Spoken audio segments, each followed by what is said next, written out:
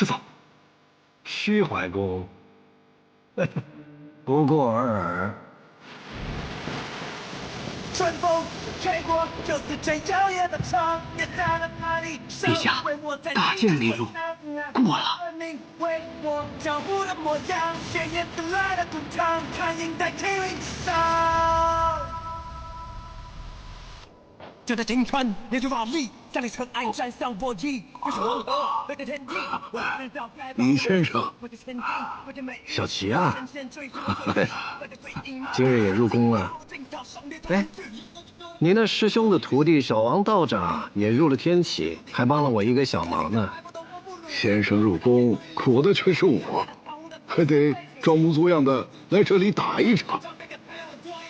你们那个皇帝想杀我，你说他是不是疯了？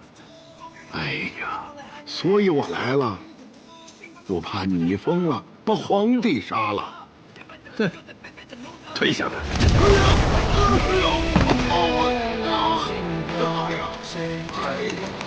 演得太过了吧？日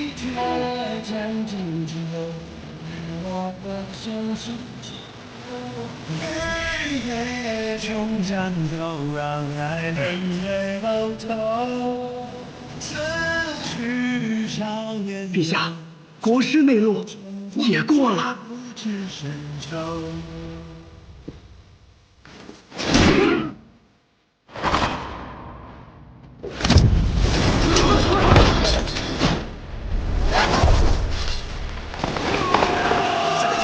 烈日华丽，战里尘埃战上波迹，就是黄河，流向天际。我会知道该往哪去，不是前进，不是美玉，不是神仙追寻我轨迹。李先生，李先生已至宫门。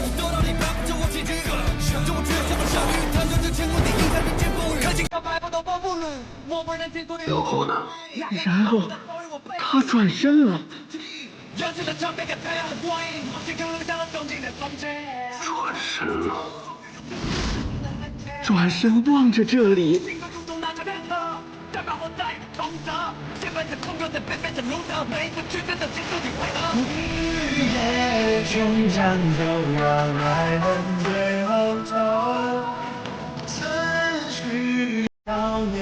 他见紧张了。恐怕是毕生修为于今日毁于一旦。本来是一个杀人之局，见我北离大内高手之力，杀传说中的天下第一人。自负了呀，瓮中捉鳖，结果自个儿成了这个鳖，感受如何？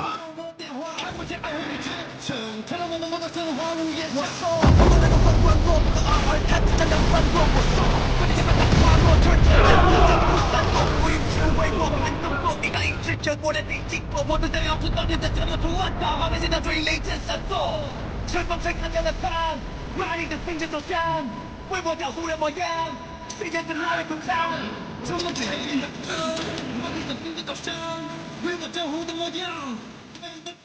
李长生这是何意？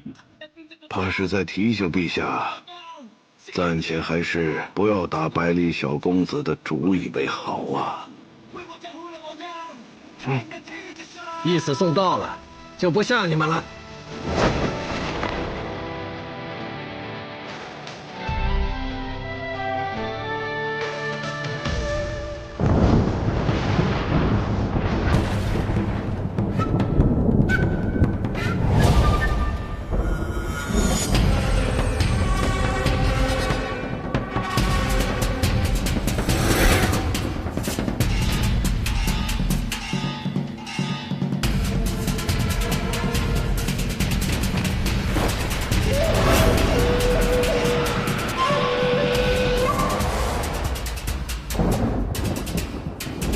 你们瞧瞧，比薛六还要做作的人终于登场了，闹这么大动静，生怕别人不知道他是谁似的。可是师傅，他是谁啊？他是剑仙羽身魔啊。李长生，好久不见，好像也不是那么想见你。他是男的？他是男的。可为什么他练的是魔仙剑。魔仙剑传言乃凡人向魔神借力，传下剑谱，修炼此剑者极易遭到反噬。他就是在试图强压魔仙剑反噬的时候出了岔子，以至于身子虽然是个男儿身，但面容却越来越像女子。哦，雨神魔，你从南绝远道而来，所谓何事？找人。我不是来找叶灵芝的。你知道？站开！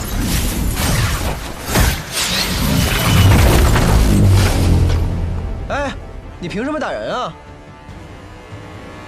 他在哪里？什么他呀？他是谁啊？别装傻，叶鼎之，他在哪里？你是谁啊？我凭什么告诉你啊？我是他师傅。你说是就是啊，他还来参加学堂大考，拜我师傅为师傅呢。哼，荒谬！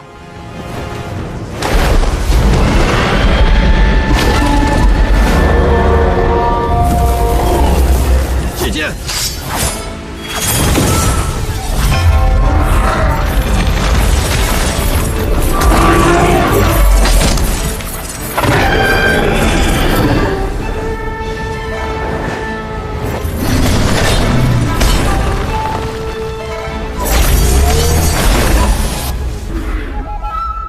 这是怎么回事？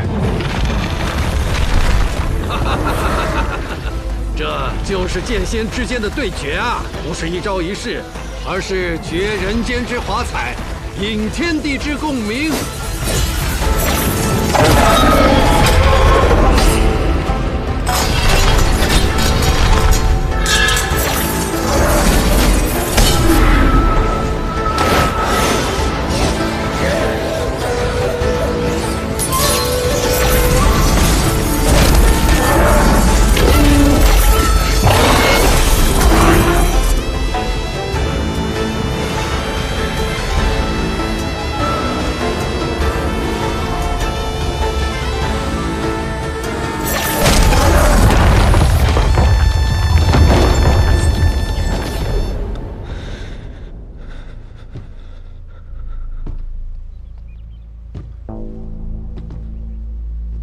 陛下，是羽生魔的旋风剑。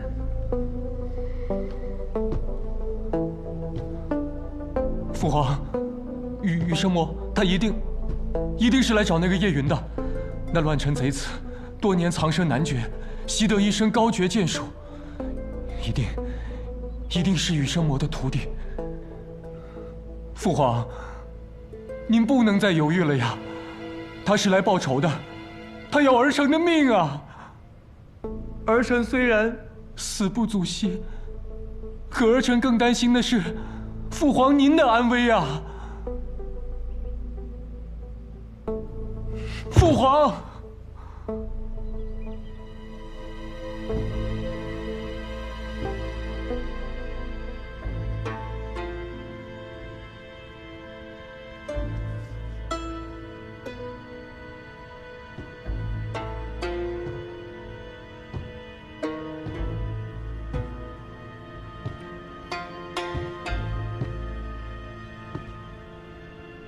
发布通缉令，全城搜捕叶鼎之。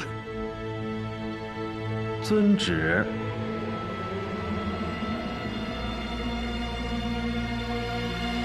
哎，站住！你要去哪儿？我去找我师父，他是来找我的，我要去见他。你不许去，姑娘。是你说要留下来报恩，要给我讲完故事的。我并非要走，只是我师父若见不到我，定要搅乱这天气。姑娘，我答应你，我见过师父之后，我一定会回来找你。我不信。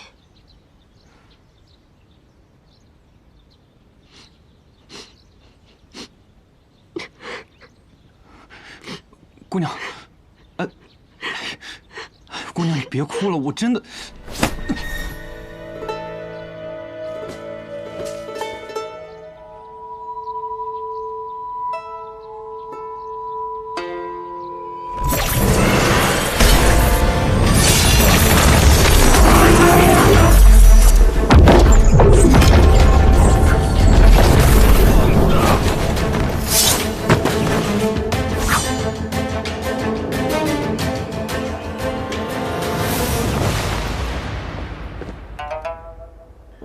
真是难得啊！所以你到底是人是鬼啊？怎么老神出鬼没的？李长生和羽生魔一共对决过3次。第1次，李长生已是天下闻名的剑客，而羽生魔才刚初入江湖。羽生魔挑战李长生，败于他的一剑之下。由于当时羽生魔并无名气，故此这一战几无人知。第2次，李长生依旧一剑胜之，羽生魔剑折，故此改练魔仙剑。第3次无人得关，不过往后的8年，羽生魔再未踏足北离。所以，你是来干嘛的？此乃绝世对决，自然是来记录的。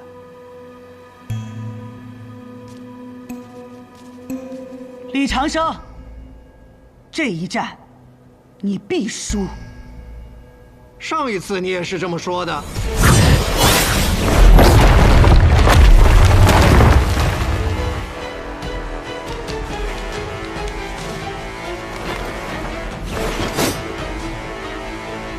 打完这一仗，学堂得赔不少钱呢。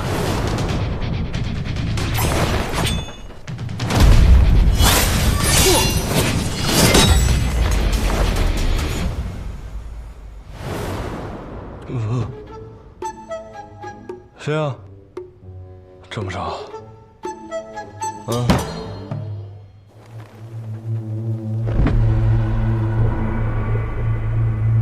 不是，这就打完了？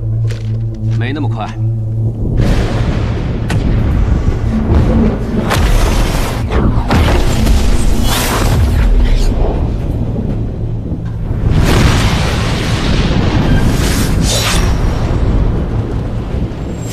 同犯异色，这是走火入魔了。我在一本书上看到过这种说法。的确是走火入魔了，不过不是普通人练功的走火入魔。羽生魔自愿入魔，以身入魔，得成无上剑法。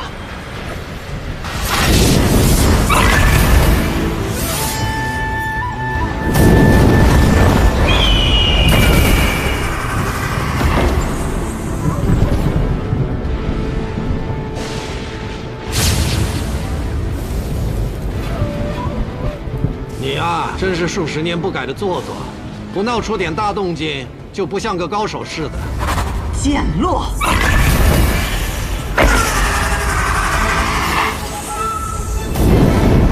天阵。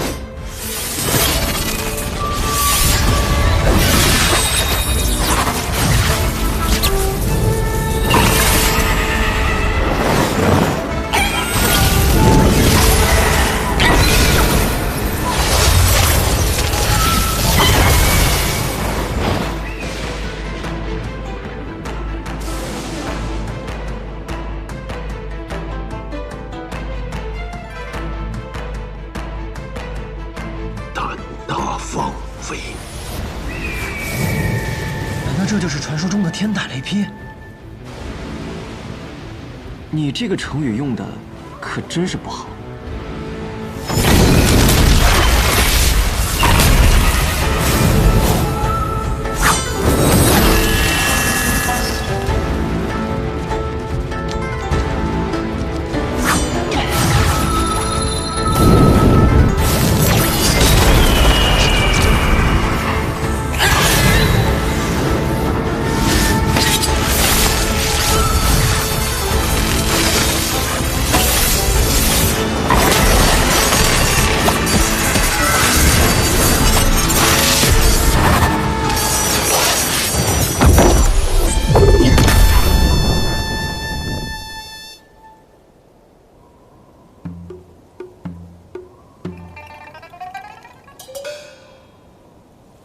他们人呢？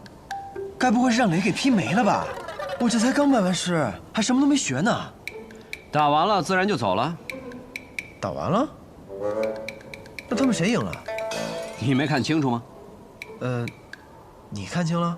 我自然看得一清二楚。搞什么啊？就我岁数，我没看清？他在吹牛，他也没看清。那你看清了？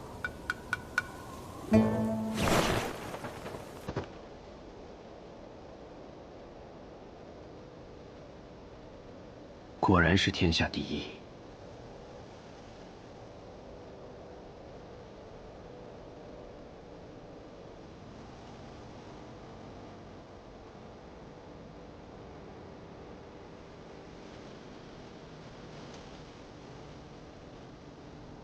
早跟你说过了，魔仙剑事主这么多年，你怎么就不肯放下呢？赢我就这么重要吗？嗨，其实啊，你只要回去好好休养，再锻炼锻炼身体，熬过几年等我死了，你再来争这个天下第一，不是更容易吗？谁都不知道你活了多久，我怕是等不到那天了。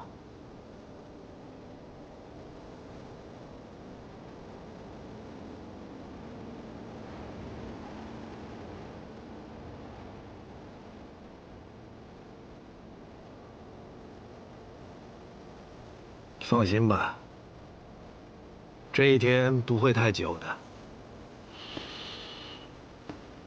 我知道，我打不过你，但听闻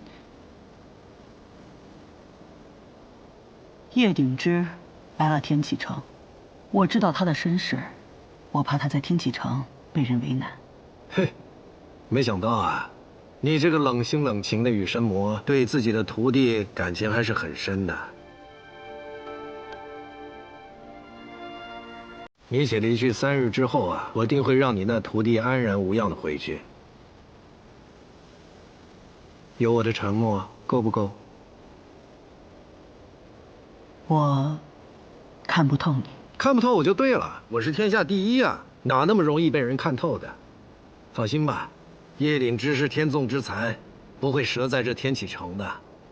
我走了啊。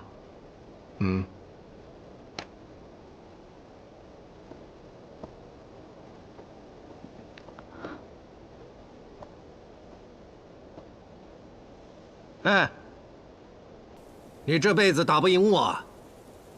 倘若往后你的徒弟打赢了我的徒弟，也算你赢。哈哈，哈哈哈哈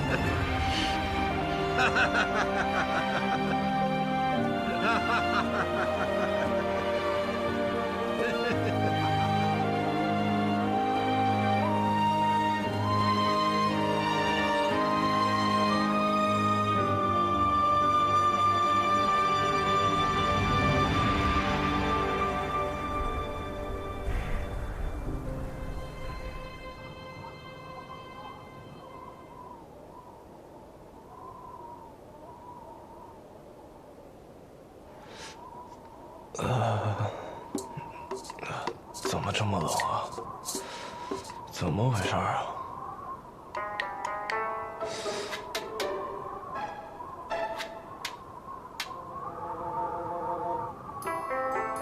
这屋顶怎么破这么大一个洞啊？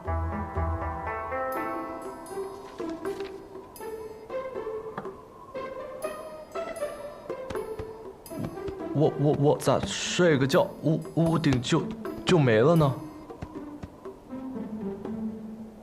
是啊，你要再不行的话，就要变成冰棍喽。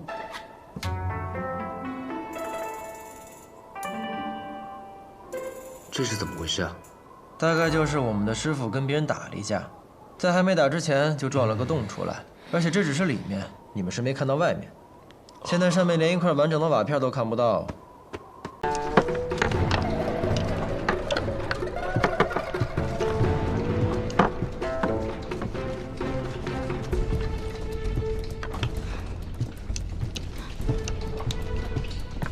你回来了？还没查到吗？他第一次说要离开，是收百里东军为弟子的那天随口一提；第二次，便是在圣人的御书房，像从前一样没有原因，似即兴而为。不可能！若风，天下百晓，终有一人是我们无法查清的。可他关系整个武林，学堂祭酒李先生突然要离开天启，其中原因作为百晓堂却一个字都查不出来。天下百晓这几个字，当真成了笑话。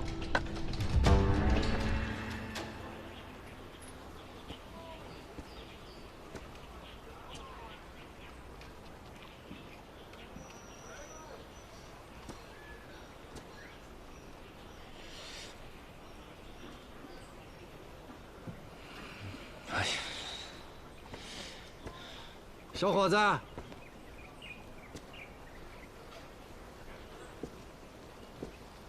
你以后能成为枪仙的。您是？我啊，我是李长生。李先生，先生，可我现在身上已无枪，您是怎么猜出我是用枪的？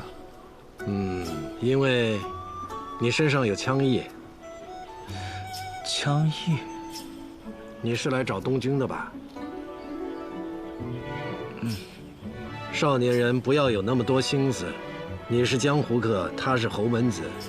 凡俗眼中，你们虽然天差地别，但这里是学堂，学堂之中皆为学子，学子之中无论身份，皆称同窗。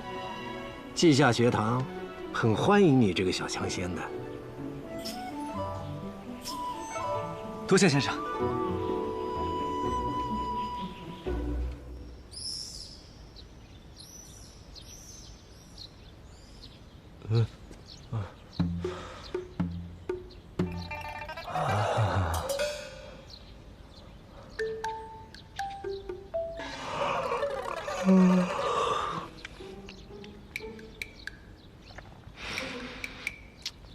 韩一，叫娘。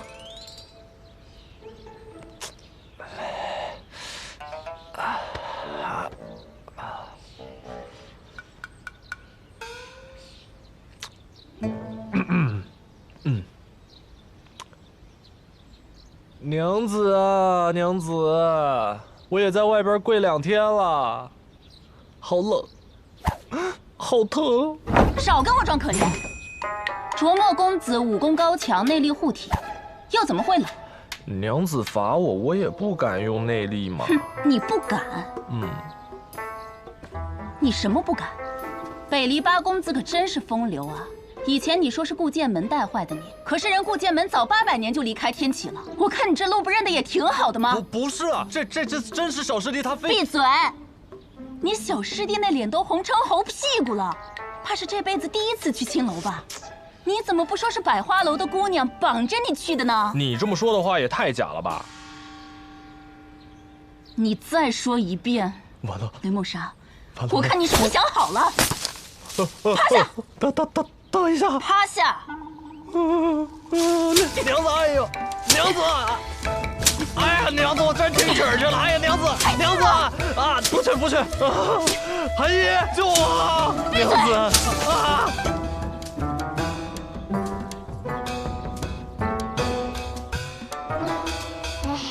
阿爹真可怜，要被打死喽！娘子，哎呦，我真听曲儿去了！哎，娘子，哎，好了。你爹要被打死了，你也不上去帮忙。先生，你来了。我再不来，你爹可真的要被打死了。谁叫他去那种地方的？活该！嘿，小小年纪的，知道的东西还挺多的嘛。先生，你什么时候教我武功啊？比以前进步多了。你爹是雷门英才，你娘是星剑传人，跟他们学武功不是很好吗？为什么要跟我学呢？因为你是天下第一呀，跟你学武功，以后我才能管住我爹。有志气，眼光更好。哎，娘子别打了！哎，别打了，屁股肿了，娘子。滚！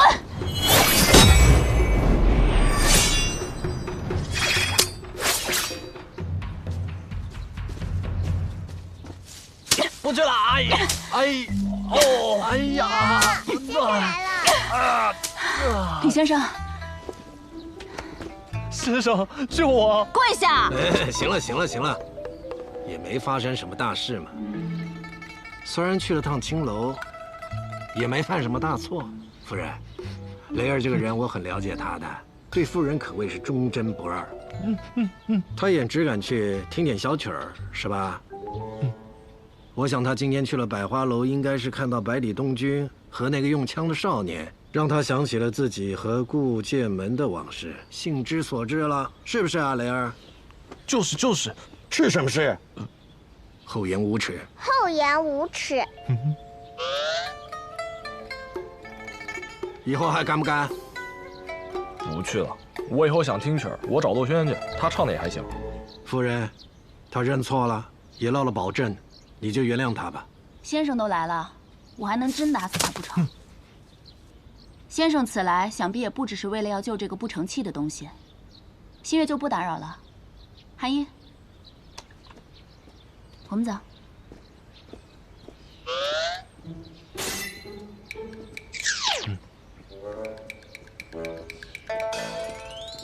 哎，师傅。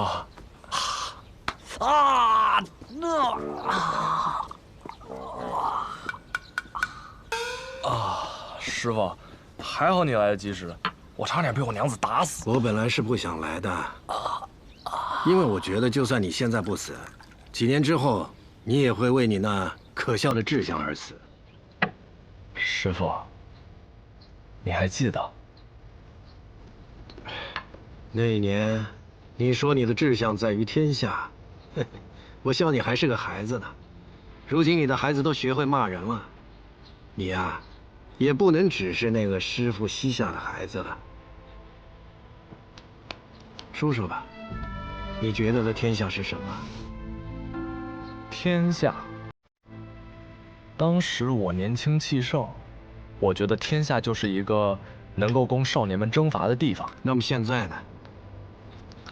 现在我想明白了。天下，从来就不是一个可以征伐的所在，因为那是许多活生生的人努力生活的地方。那你的志向呢？仍在天下呀，守护天下。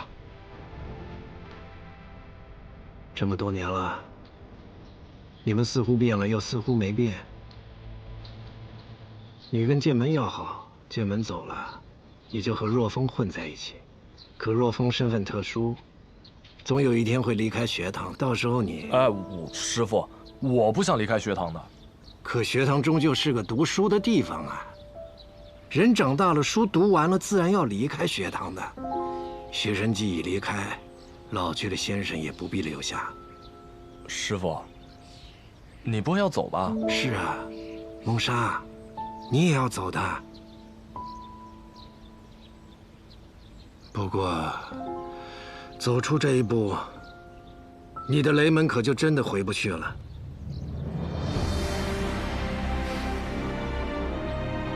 那就不回去了。你不想牵连雷门，所以故意无视门规，让雷门驱逐你。你不想连累妻女，所以让你的女儿随母姓。要是遇到了什么万一，背后至少还有一个剑心种撑腰。可是孟莎，成大事者无不彻底割绝过往。你呀，还差得很远呢。等时机到了，让韩毅来找我，我教他剑术。师傅，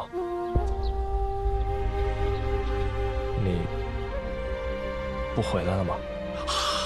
你啊！我说了老半天，你到现在才明白啊！就你这样的人，还想守护天下呀？我告诉你，守护天下不是人人都有资格的。你和若风若想取得这份资格，势必要经过一番苦战。你们呀，不要半途死了。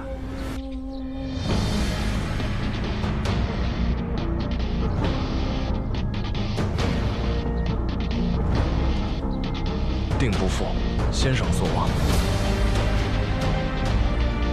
已经负了。我之所望，就是弟子们能纵情江湖，肆意而活。哎，天下什么的太沉重了，你不负自己所望就行了。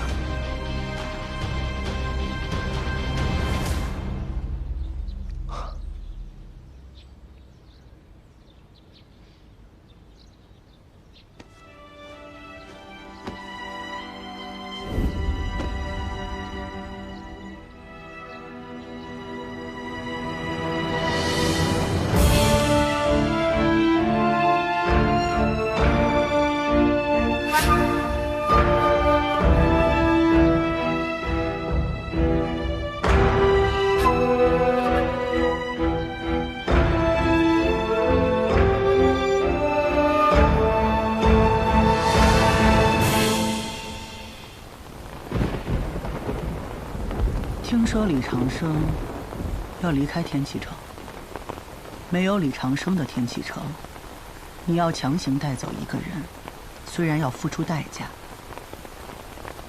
但也不算难。我自己去。从小到大，你都是那么倔。光凭你自己，就算你有实力，心爱的姑娘，怕是早已嫁给他人。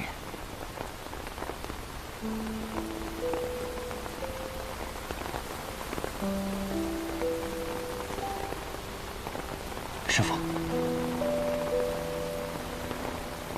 我想练魔仙剑。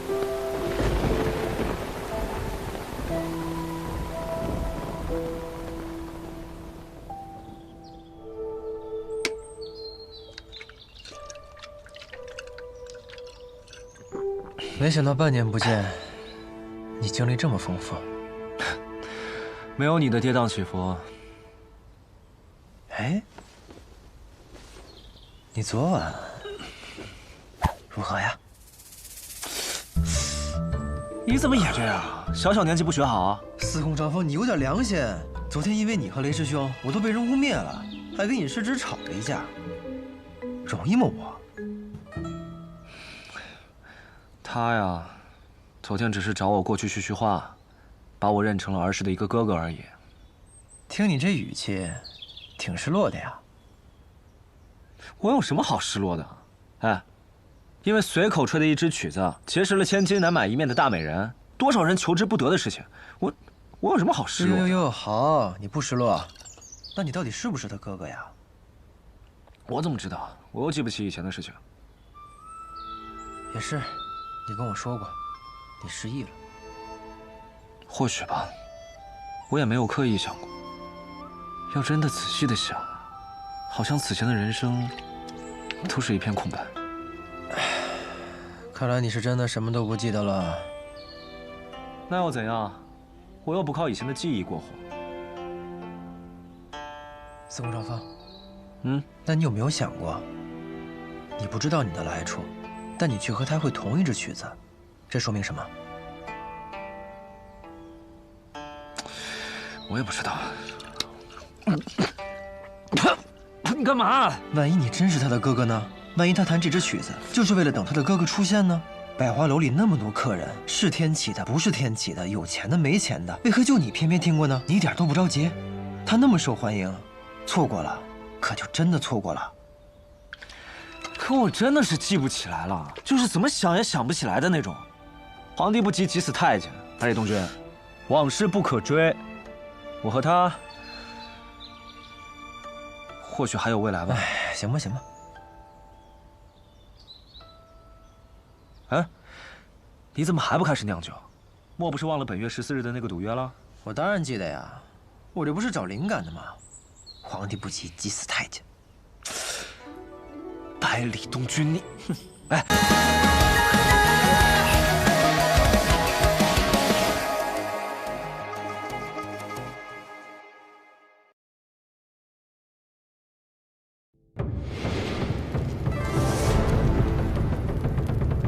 ，15年前，北阙西楚接连遭北黎所灭，疆土纳入北黎之治。北阙有部分移民北上，于冰原之外重建势力，意图复国；而西楚故民则彻底融入北黎。昔日的西楚大族晏家，更是经过多年经营，成为了北黎西南道最强大的两派势力之一，和出自北黎的世家顾氏分庭抗礼。直至太和15年，顾家家主顾洛离暴毙巴别城，西南道魁首之争终于拉开序幕。晏家家主晏别天趁顾家无主，强行欲与顾家二公子顾剑门联姻。风雨欲来，各方势力蠢蠢欲动。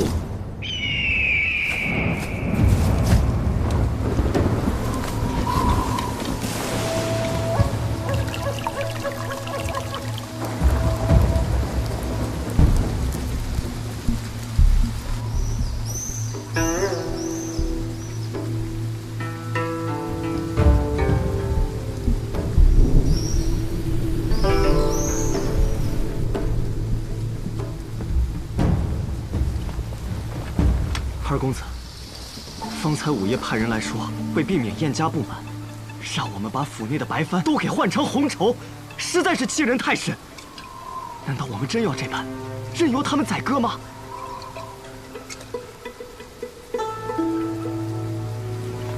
少师兄长请人为我批命，命书上说我一生壮志，空腹凌云，死而不得其所。公子，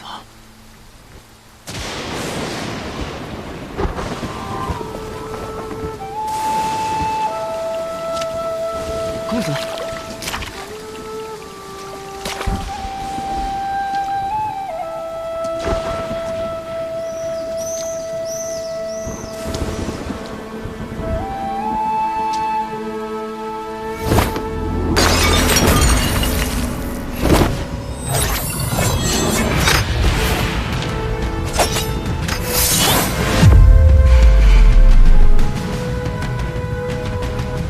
这把剑吗？这是我去天启那年，兄长赠予我的。他让我拿着这把剑，闯过学堂大考，不负凌云。从此以后，这便是我唯一的剑。你问我是否就这样任人宰割？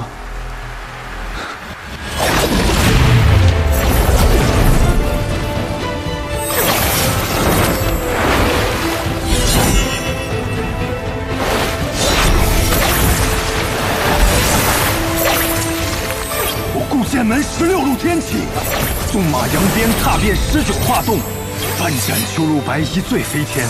我此生最不怕的就是拔剑，最不信的就是命。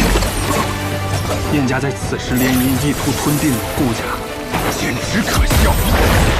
既然他们觉得白帆不齐，想要红绸，那就让鲜血染尽这些白帆吧。我可是狂徒啊！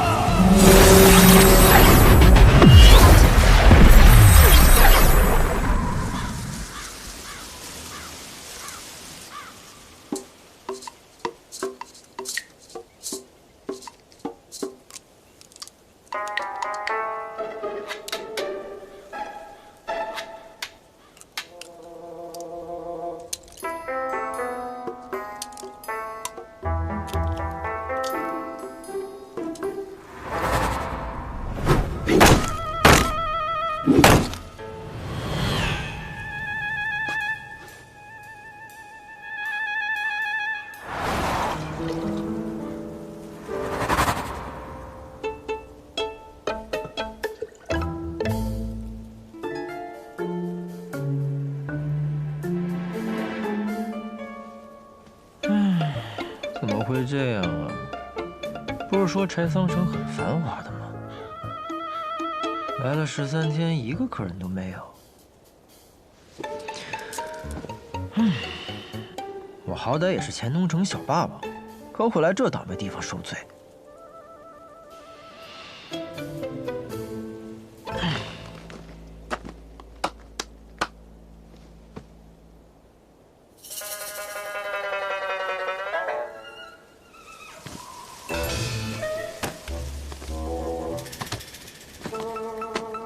大哥，进来喝一杯。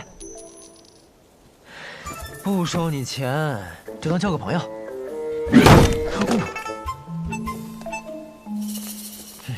不交就不交，脾气这么差，给我来10斤肉。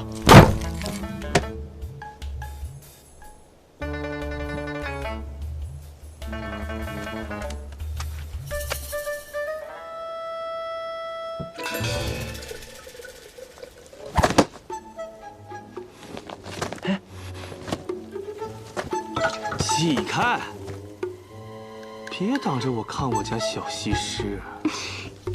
你有没有听过一句话？酒壮怂人胆。你看再酒也只是看，要是喝了我的酒，你就敢过去了。滚！得嘞，这要是在钱东城，我一把火烧了你的油铺。少年郎，怎么不来和我搭话呀？不必了，不必了。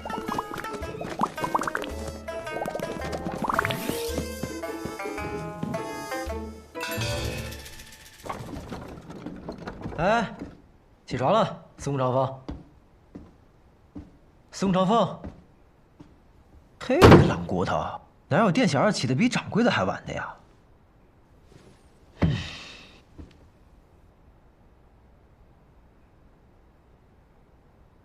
你说也是奇怪啊，这柴桑城不是西南道的第一大城吗？怎么自从我来了以后，这街上连个人影都没有？而且我遇到的人吧，也都奇奇怪怪的，你不觉得吗？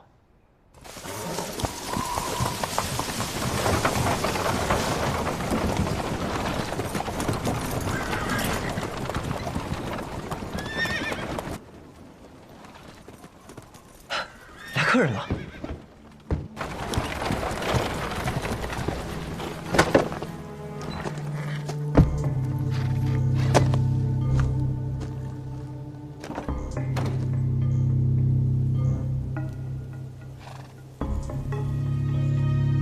东归，不错，东归。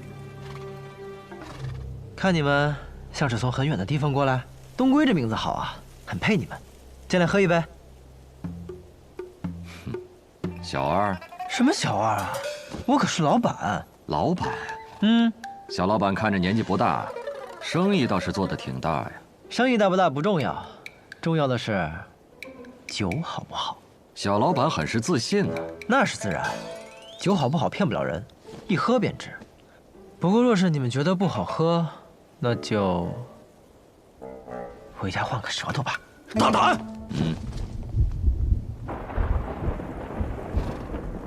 看这天似乎又要下雨了，既然已经来到了这儿，不如进去喝一杯，歇歇脚。走。哎，我的酒可不是随便歇歇脚就能喝的酒。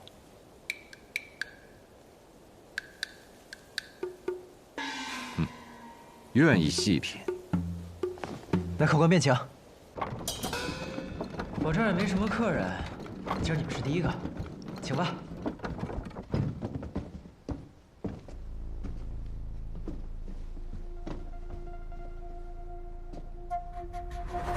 不是已经有一人了吗？他可不是什么客人，他属这儿的店小二。小二。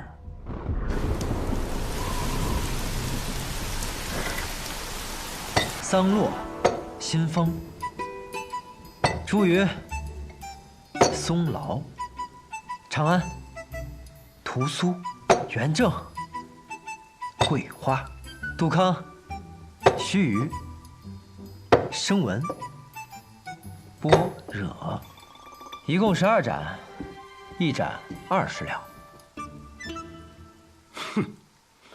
你知道整个西南道最好的酒馆蓝玉轩里的月落白卖多少钱吗？一盏18两。我的酒比它好喝一点，所以我卖20两。你都要了，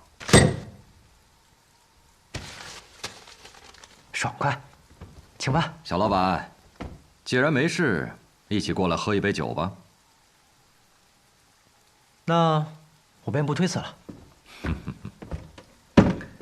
不知小老板怎么称呼？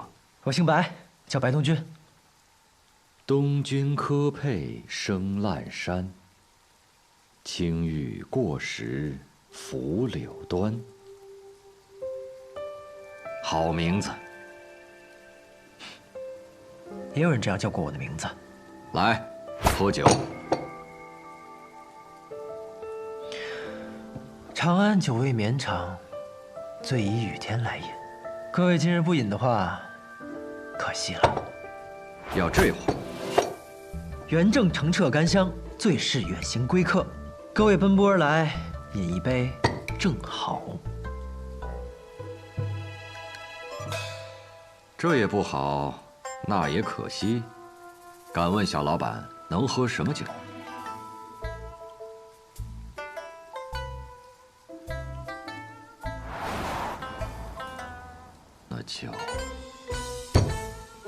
那就须臾吧。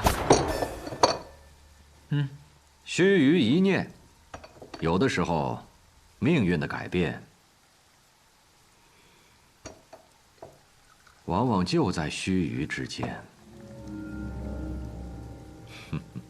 小老板，这杯我便先饮了。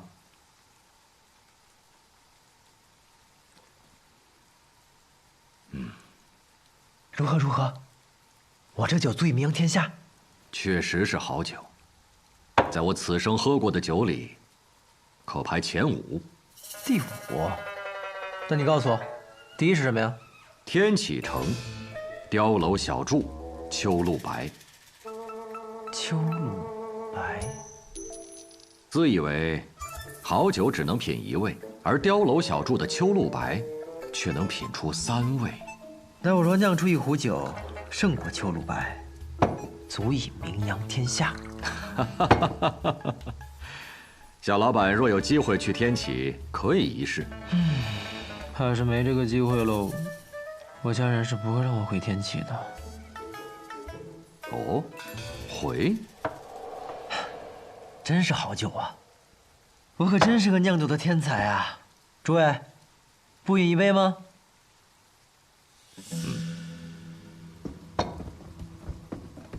这原正确实清爽回甘，确实不错哈。那边那位店小二，请你喝杯酒吧。来找事的。啊，有酒就行了。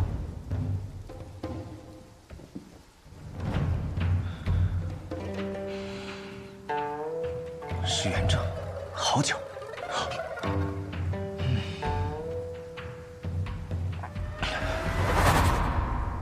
不够。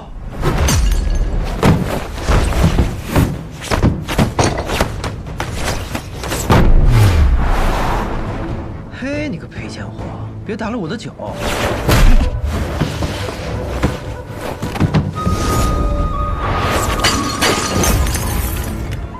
我的酒！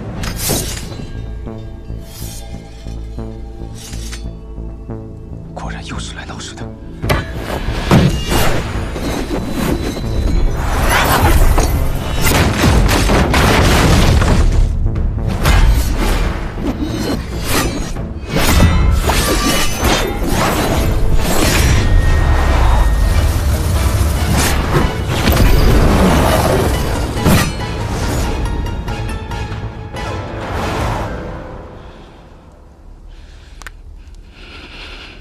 好强！追须强！啊！你这家伙，都说了不让你打，你还打，你个赔钱货！注意客官，我家店小二就是个江湖浪人，不懂礼数，莫怪莫怪。看来这个雨一时半刻是停不了，但有些事却耽误不得。小老板，今天这酒便饮到这儿了，告辞。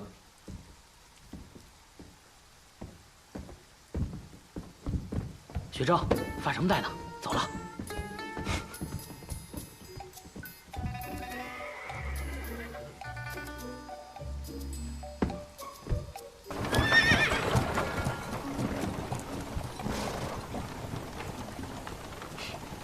这里面啊，还有一个人，我闻出来了。闻？女人香，女人。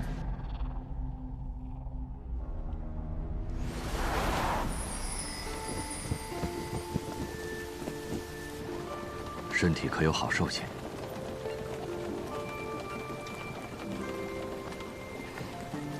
兄长，不碍事的。那酒肆到底什么地下？里面有个小老板，年纪不大，应当不会武功。他旁边的小二倒是会些功夫，但也不算太强。不过，这些现在都不重要了。为避免节外生枝，我会派魁正和学正将他们抹除。没想到啊，掌柜的，年纪轻轻，这么好色。我清清白白的，你可别乱说，坏我名声。不过是那熏香，我娘借用过。我早在1个月前就已派人控制了整个龙首界，唯有这间屋子，我摸不着底细。原以为只是一间实实在在的无主之宅，没想到临到关头，人出现了，还开了一间酒肆。尝尝，是好酒。人嘛，也算挺有意思的。还问我这酒能不能名扬天下？桑露，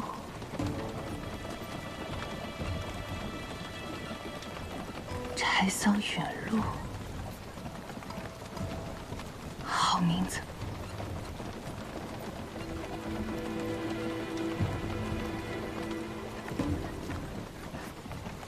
也确实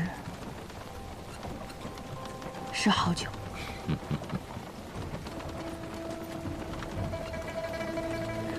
只可惜，这名扬天下，他怕是等不到。西南道近日有一件大事，而且是个大喜事。按照我的计划，以我这一手酿酒术，可以先成为柴桑城的第一酿酒师，顺理成章的受邀为西南道第一大喜事备酒。到时候前来观礼的各路英豪都可以喝到我酿的酒。如此一来，等等，什么大喜事啊？你不知道？当然是西南道准女儿的顾家和老二燕家联姻的大喜事啊！白同学，别为大为小的，叫掌柜的。其实从一开始，我就觉得这条街道有些古怪。我只不过是贪图你的美酒，便留了下来。可现在有些后悔了，我应该早早就走才是。你什么意思呀？我们意外卷入了顾燕两家的斗争之中。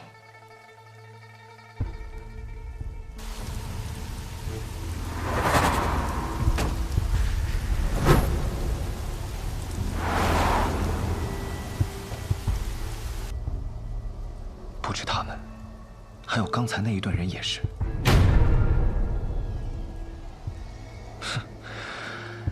唉，我浪迹江湖这么多年，这点嗅觉还是有的。那你嗅一嗅，他们为的是什么呀？方才你不是说顾家和燕家要联姻吗？可这顾家大公子前些日子忽然暴毙，如果这门喜事是真的，那这喜事太蹊跷了。这人都死了，还结什么亲啊？顾家还有一位公子，你有没有听说过这样一首诗？风华难测清歌雅，琢墨多言凌云狂。柳月绝代莫尘愁，清香有才留无名。这也太不押韵了吧！哎呀，这是白小堂发布的公子榜，只不在押韵，而在贴切。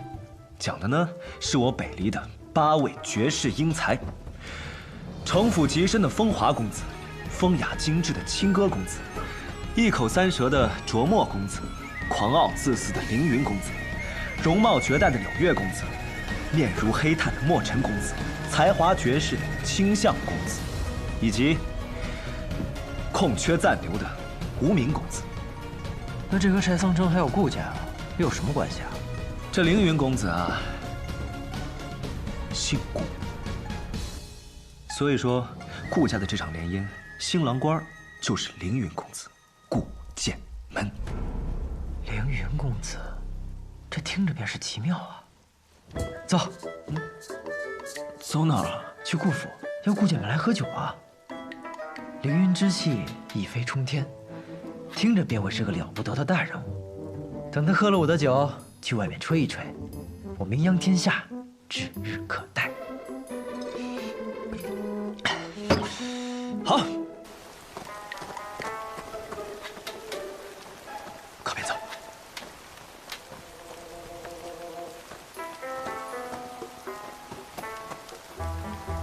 你不是要带我去顾府吗？怎么像是去做贼？你信不信光明正大的走，连这条龙首街都出不去？哎，没想到你这个赔钱货懂得还挺多嘛。那是自然，混迹江湖这么多年，要是这点心思都没有，早就埋在下面了。走吧。怎么了？有人。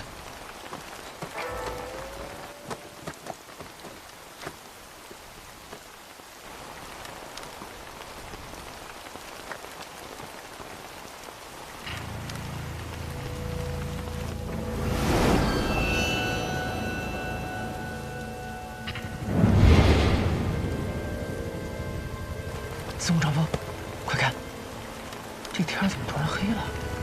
嘘。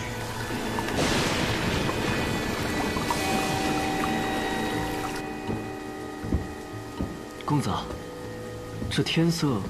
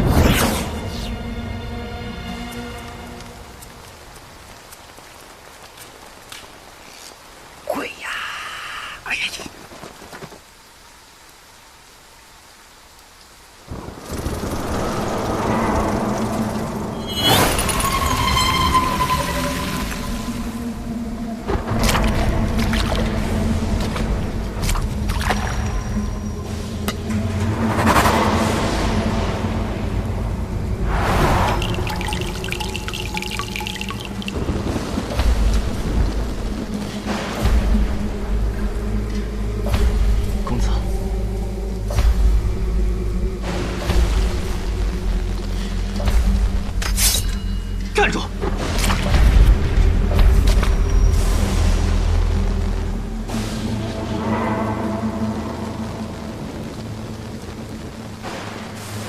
是来自暗河的贵客吧？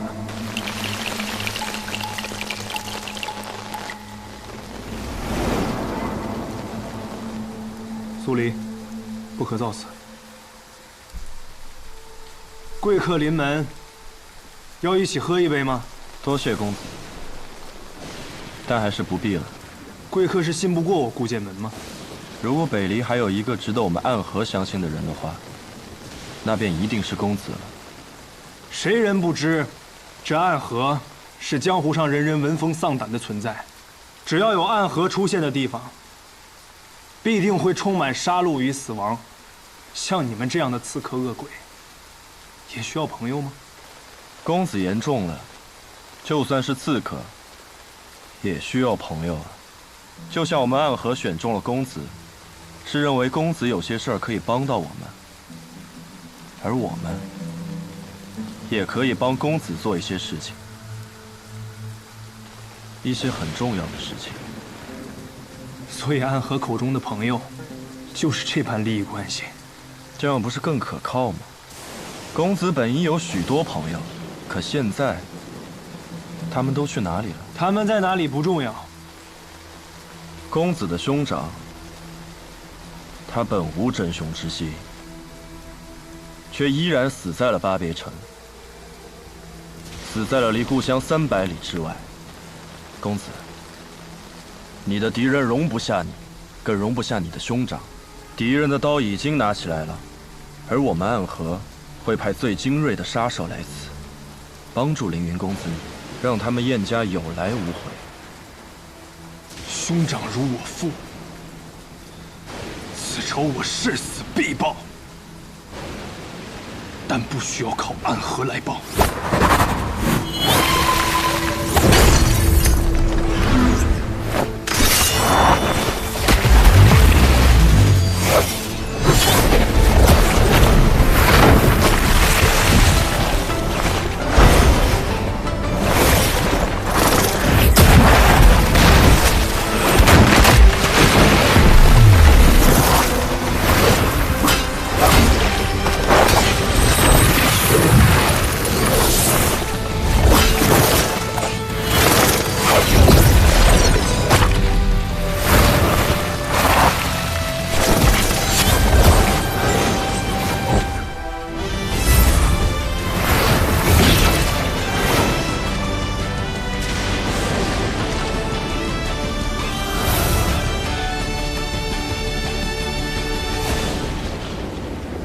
龙剑月雪。据说这把剑奇刃之锋，可斩断空中雪线。公子是要杀了我呀？暗河想在西南道立足，就不打算拿出点诚意来吗？来，让我看到你的诚意来。好。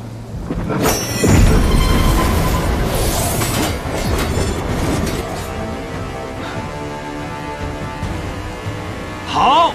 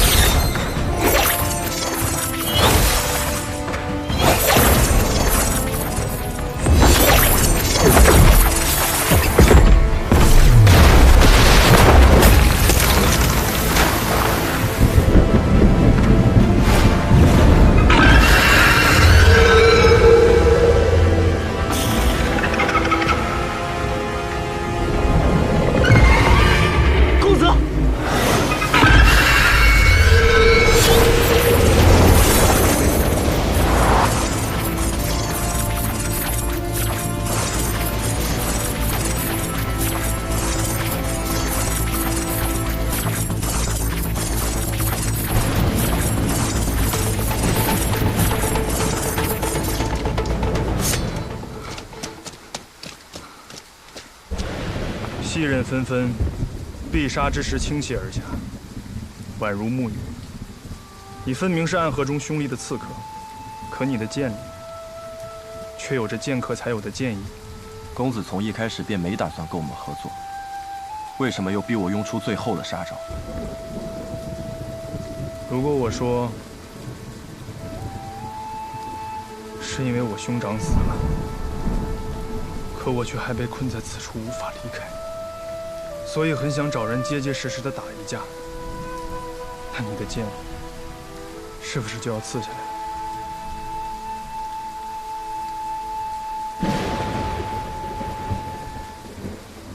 公子若考虑清楚，可去青松客栈询问，我会在那里等公子7月。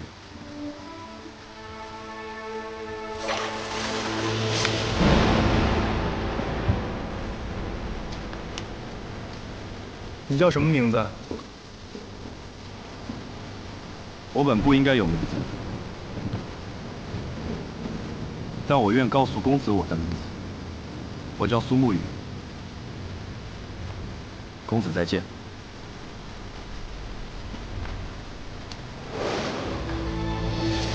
公子，他……暗河3家中，穆家极擅长此等诡道秘术。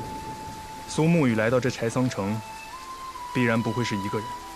这墙外，必定还会有穆家的人为他护阵。就连这突如其来的黑天，亦是他们的手笔。至于这些秘术，你想不通的，便不用去想了。那他刚才说的是？暗河不请自来，背后图谋令人胆寒。我们的敌人，只是人世中的凶徒。可来做交易的，却是地狱里的恶鬼啊！那鬼应该走远了吧？奇哉奇哉，这天怎么又亮了？我有种不好的预感，咱们先离开这儿吧。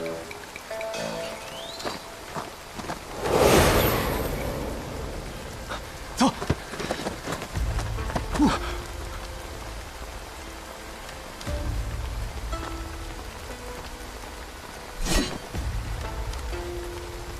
你们两个看到了什么？十三鬼，他们可在这里等了许久了呢。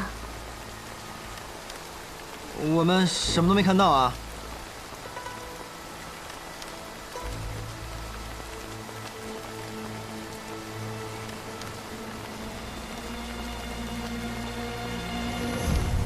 走吧。离开这里，最好离开这座城。这三鬼，还不快走！多谢。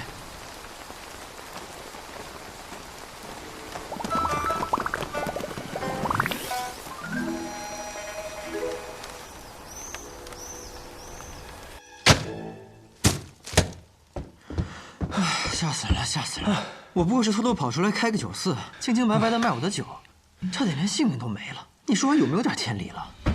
掌柜的，不是吧？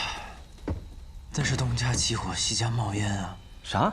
一波未平，一波又起啊！小老板，怎么才回来？这是去哪儿了？我还要跟你买酒呢。哎，实在不巧啊，酒都卖光了，改日吧。改日？改日可就没有机会了。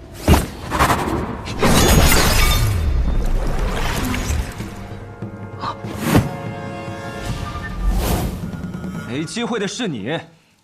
哎，看来躲得过初一，躲不过15，今日必有一战了。掌柜的，找个地方躲好了。司空长风，你小心。哎，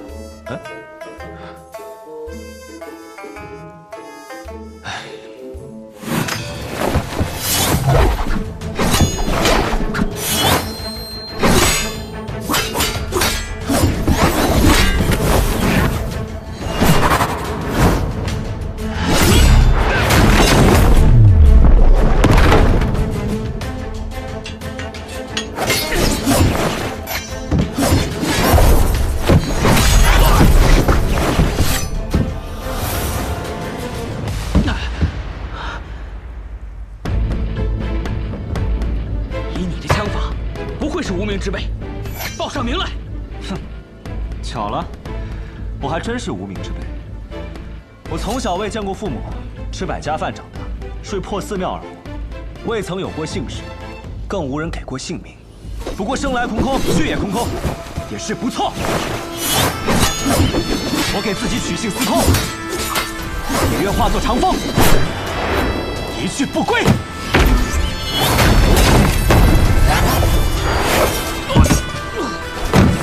叫司空长风。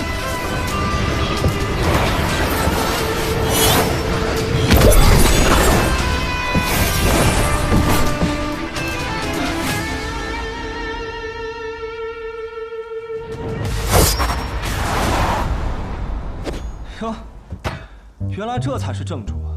原来你们是一伙的。我们素昧平生，又毫无过节，我还给你们喝了一盏我的好酒，你们为什么杀我？总不能是嫌我的酒太贵了吧？怪就怪你开店选错了地方吧？儿戏了吧？生命是很珍贵的东西，每个人都只有一次，我们并没有权利随意的去剥夺别人的生命啊！白痴，你说什么？掌柜的，你还没听明白吗？顾府已经被这帮家伙包围了，咱们按着他们的事儿了。说你白痴没错，你竟然想着和这样子的人讲道理。喂，屠夫，我就问你一个问题，你说，如果我们现在离开，能放过我们吗？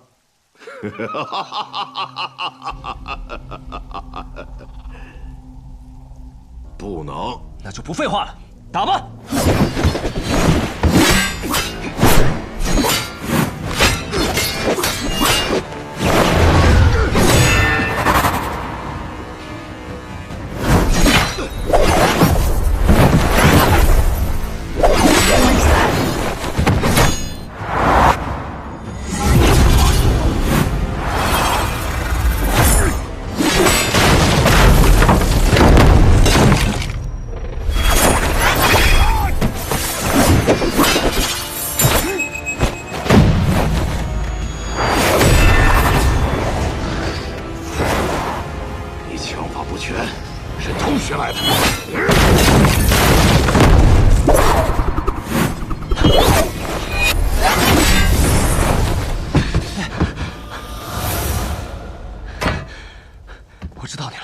生遭官法，死见阎罗。你是金口阎罗严千岁。掌柜的，你先跑！我千里迢迢的跑过来开酒肆，也不是没有准备的。你快跑啊！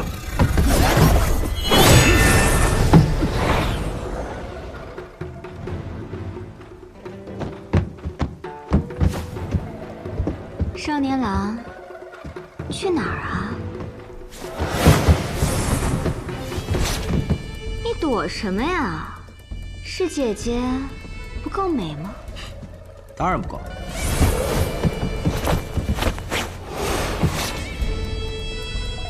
你想去哪儿啊？去那儿。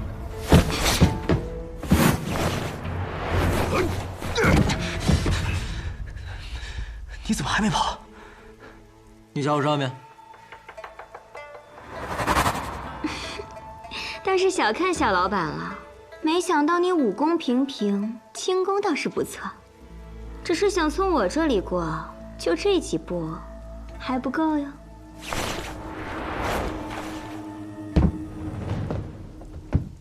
这样吧，姐姐看少年郎生得俊俏，也不忍斩尽杀绝，不如把我们放了。说什么玩笑话？不如你们两个活一个，死一个吧。怎么样？商量一下，谁死谁活？白东君，我知道，不过是萍水相逢。你我的交情，在方才那一战中也用完了。我理解。什么？我话都没说完，你理解什么了？你理解？啊？我还有最后一枪，这一枪之下，前面这个一定会死，但我也不一定能活。你尽力自保，如果我能活下来，我就带你冲出去。你有几成把握？1成。1成的把握，你还有脸说的这么信誓旦旦？不过是将死之人，拼一拼罢了。司空长风，如过了今天，我俩还有命活，我再告诉你。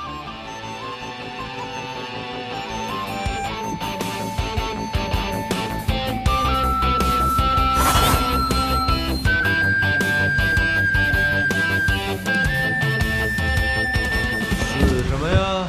不死。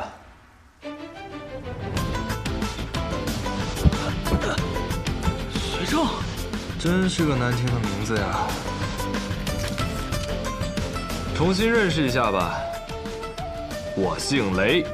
雷？哪个雷？雷家宝的雷？哎，也可以这么说。虽然雷家宝并不喜欢我这个不听话的子孙吧，但我还是认这个家的。你是琢磨多言雷梦莎？